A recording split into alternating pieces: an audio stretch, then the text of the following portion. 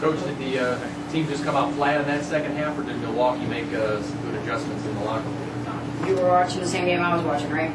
I think we came out a little flat in the second half, yes. I think that there's two things that I would like to change. If I could go back and change two things. One is the second half and just coming out with a little more intensity in our eyes, and I think that we just didn't do that. I think the other thing is something we've talked about the last 3 days is, all right, when we take that lead, we're going to still play aggressive. We're going to still take it right to them, and you don't play not to make a mistake. You play to be aggressive. And I thought in the first half we took that lead, and you could tell we really hadn't done that yet. And so this was a good learning point for us tonight to take lead, and we kind of played a little passive, in my opinion. It's definitely something we'll hit on in film and in practice, so that doesn't ever happen to us again, and always play like the aggressive team. So those two things I think really hurt us tonight. How encouraging was it, the great play in the first half, and in the last 2 minutes of the game made a run and had a chance to decrease the lead for them even more? These ladies are never going to give up on us. They're representing Youngstown State in an unbelievable way. We had a 3.29 GPA last semester. 11 out of 12 girls at 3.0 or higher. They dive on the floor. They won almost every hustle play, I think, tonight, with the exception of maybe two that I could count as I was kind of listening or paying attention to my own mind. They're never going to quit. We don't have any quitters, staff, players included, so I'm always very proud of their effort. Coach, it was nice to look over tonight and see you guys laughing, and also the kids were having fun. Everybody had a great time. Yeah, we've had a great week of practice. We didn't want to have any games except for conference coming back from the break, and I think the 7 days did us all some good. It's not fun to go home 0-11, but we got to come back 0-0. So we harped on that, and what we've been trying to do is get ready for conference, and I think we accomplished that. I do think we're ready tonight. I think that Sandy does a great job in Milwaukee, and not to take anything away from Milwaukee. I thought that we misexecuted a little too much tonight, and had we not, the game could have maybe gone a different way. I was very proud with our effort and just intensity.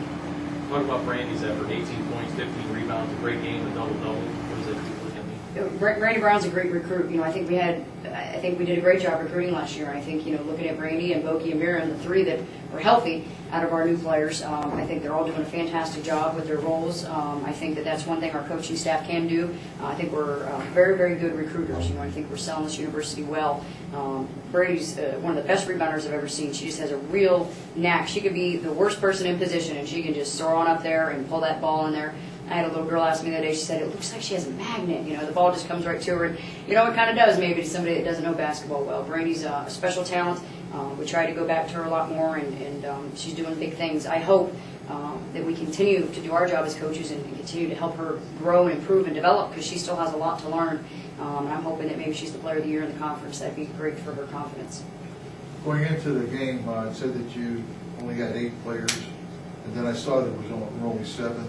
Yes, was sir. there someone else that was injured too? Yes, we had another injury this week coming back after break. So, who was that? Caitlin March. She was in our team warm-up today on the bench. Caitlin Marsh? Caitlin March, number 24. Oh, March 24? Mm-hmm. So how did that affect you, only having 7 players? Well, there's two philosophies in life. You either think about, oh, woe is me when something happens that you don't want, or you think about, we like being the underdog and give us what we have and we'll play with what we have. And, we've practiced all week, which is 7 actually. She was out starting on Monday, and I think that we're getting good minutes, great minutes out of what we have out there on the court right now. But does that hurt a team down the stretch when you only have 2 players you can put in for subs?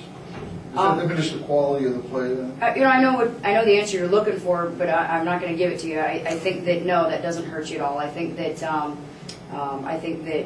we are in control of that game. I think we made some mistakes that we shouldn't have made, and I don't think fatigue had any bit of a problem with that. I thought we pushed the break all night long, and we had our legs to press at the end of the game. I didn't think we were tired at all. I just thought we miscued a few times too many. And then when you came in close toward the end, or 4 or 5 points, what happened then?